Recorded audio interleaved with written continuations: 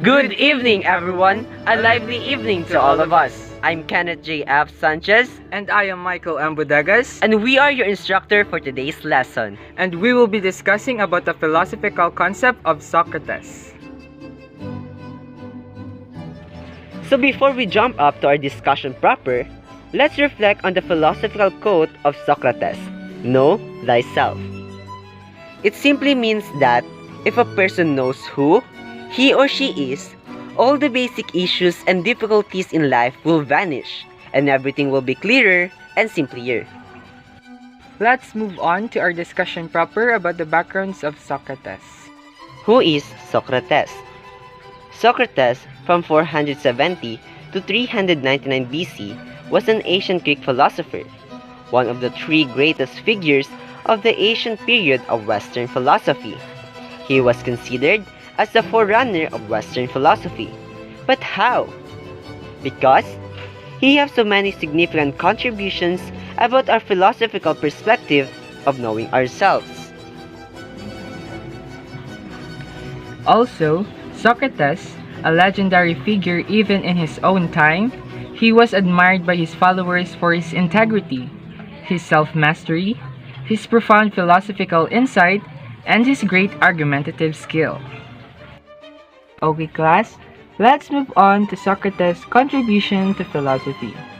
Socrates introduced the Socratic problem, also known as the Socratic question, the goal of which is to know thyself, meaning to say, it aims to understand the self in different perspectives. There should be a dialogue between the self and the soul. One should accept that he knows nothing, and he knows and accepts that he knows nothing, as this leads to learning and discovering the truth. In this slide class, it talks about Socrates' philosophical perspective of the self. So according to Socrates, every man is dualistic. Every one of us is composed of two aspects, the body and the soul. When we talk about body, it is imperfect and impermanent. It simply means that we people are not perfect, or we have flaws or imperfections. Our body have limits. For example, deaths. Okay, learners, moving on, the soul is perfect and permanent, unlike the body, for the reason that the soul is of a unified, indissoluble form that we should not be concerned about death, because the soul is incapable of being dispersed into non-existence, meaning to say, the soul does not die. Hence, the soul is eternal.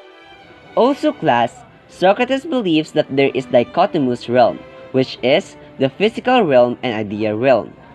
Physical realm, it is changeable, transient, and imperfect. But why? When we say physical realm, this is where our body belongs with, because our body continuously undergo changes through time, and is also impermanent and imperfect. It also includes our physical world where we are inhabiting with, as well as those things that we see, smell, touch, and hear. Okay, class. On the other hand, ideal realm is unchanging, eternal, and perfect. But how? When we talk about ideal realm, it is where intellectual essences of the universe concepts such as truths, goodness, and beauty belong. We can also articulate that it also includes our soul, which is the key concept to better understand Socrates' perspective about the self. Also, as a reminder, the soul we are talking about here is not the soul that associated with Christianity or religious conception. But class, how does Socrates views the self?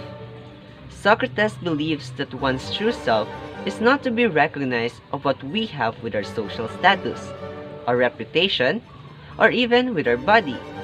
Socrates famously maintained that our true self is our soul. In simple meaning, Socrates defines that one's true self is based on internal soul and not those of a person's wealth and reputation in the society. How about the soul? How Socrates views its perspective?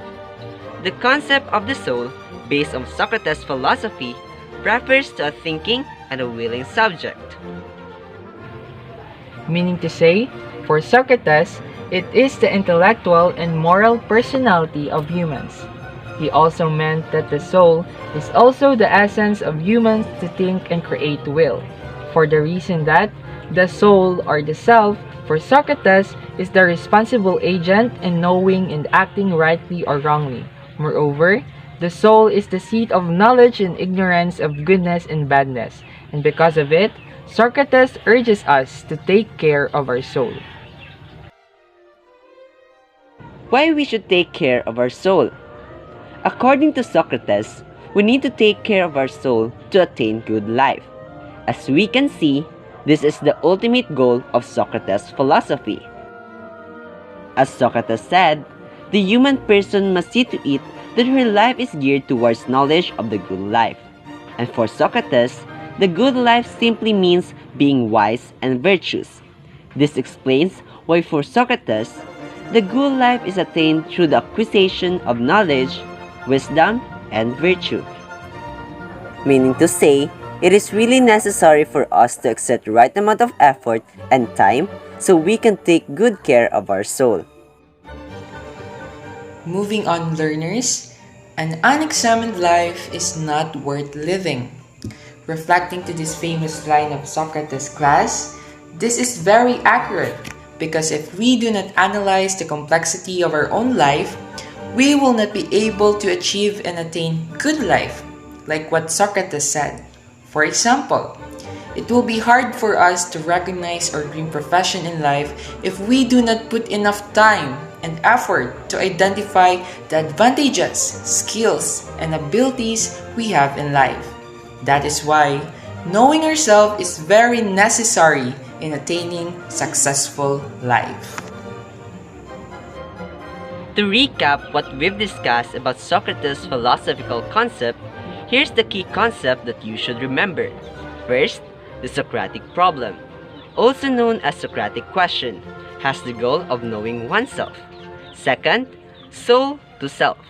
The soul is the person's true self. Third, an unexamined life is not worth living.